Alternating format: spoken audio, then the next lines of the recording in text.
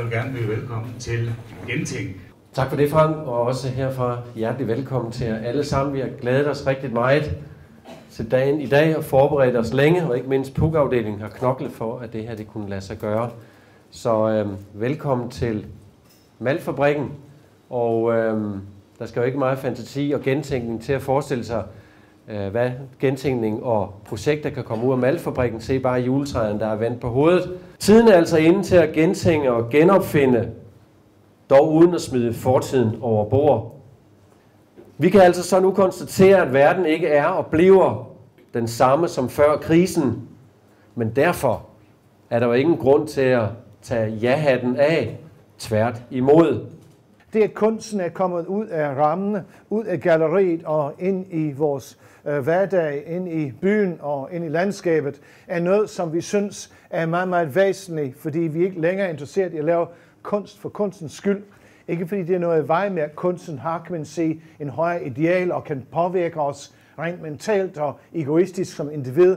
Og det kunne være fantastisk, var man ikke forsøgt at dele det op i noget, der hedder musik, noget, der hedder erhverv, noget, der hedder noget andet. Men man virkelig gentænkt, hvordan en kulturinstitution nu kunne være i forhold til en langt mere åben, langt mere deltagende begreb.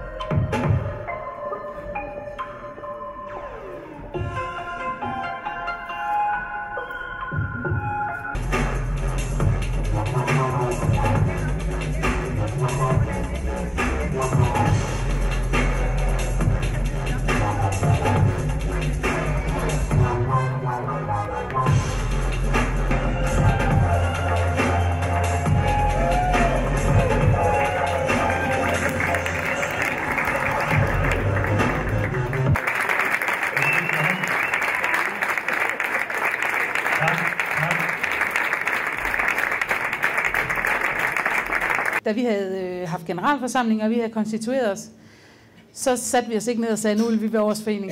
Det er i Østjylland, det gjorde vi ikke. Vi gik ind og sagde, at vi havde nok behov for at kigge lidt på vores bestyrelser. Vi er en flerstrenget idrætsforening. De fungerede ikke rigtig sammen. Så vi blev enige om, at for at få dem til at kunne snakke sammen og samarbejde, så var vi nødt til at kontakte DGI for at, ligesom at hjælpe os lidt med det problem. Og det kan man måske godt starte med at gentænke lidt i virkeligheden. Fordi det er jo sådan, og det så vi også lige med de her parkour-drenge her, at den måde systemet er bygget op på i Danmark, det betyder jo faktisk, at man kan gøre lige præcis hvad man vil. Ja, det vil vi ikke. Så kan man sagtens, så har man også sin fritid til det.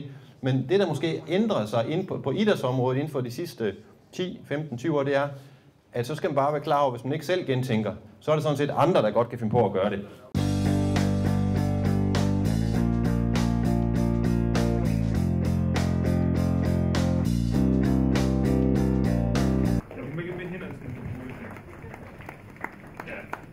Det er 2 point. Meget, meget fint.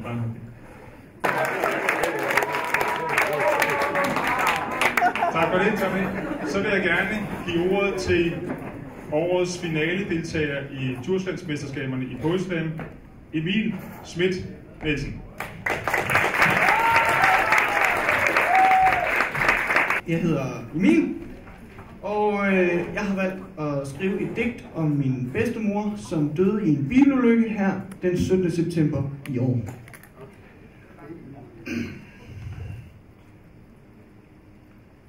Hun døde en eftermiddag, hvor alt var gråt. Den dag svigermor farede sig selv med kage og lys. Den dag, hvor jeg kedede mig til ukendelighed. Ens far krammer i en grødkval og fortæller mig som altid, at det nok skal gå, bare uden at tro på det.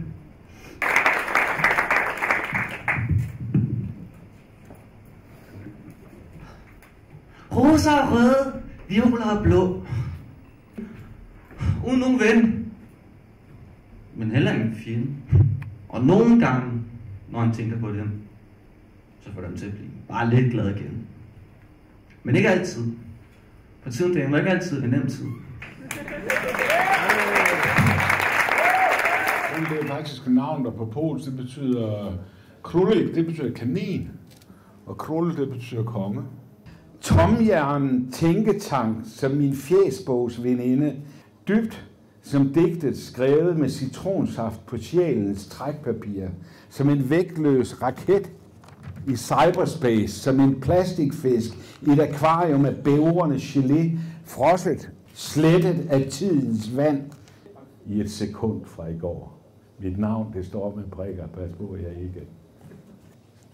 Som vi allerede har hørt, så står foreningslivet ud for fantastisk mange udfordringer. Det at dyrke idræt er ikke længere naturligt nødvendigvis at gøre i idrætsforeningen. Og derfor er det vigtigt, at man som forening og som foreningsleder kan se mulighederne og er i stand til at forandre sig, bevæge sig og tænke nyt. Og nu kan I godt begynde at høre, hvor det bærer henad. Nemlig Henrik og Henrik. Vi vil gerne have lov til at sige jer rigtig hjerteligt tillykke med det kæmpestore arbejde, som I har lavet igennem rigtig mange år begge to, i hver jeres lokalforening, som på hver sin måde har været med til at sætte den lokalforening i fokus, give rammer, gode rammer for rigtig mange menneskers idrætsdeltagelse. Så tillykke med det. Det er i orden, det er tirsdag. Tak.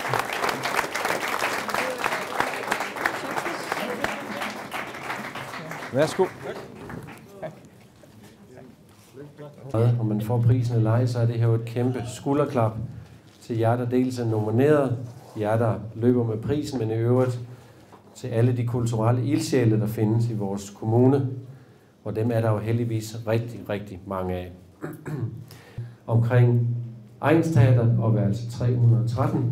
Så derfor vil vi i år dele prisen mellem Jytte og Tine. Hjertelig tillykke, og hjertelig tillykke til jer alle sammen, men i særlig grad tillykke til Jytte og Tine.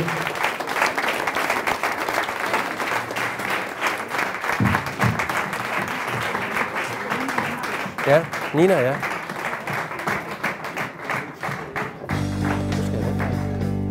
Nu skal jeg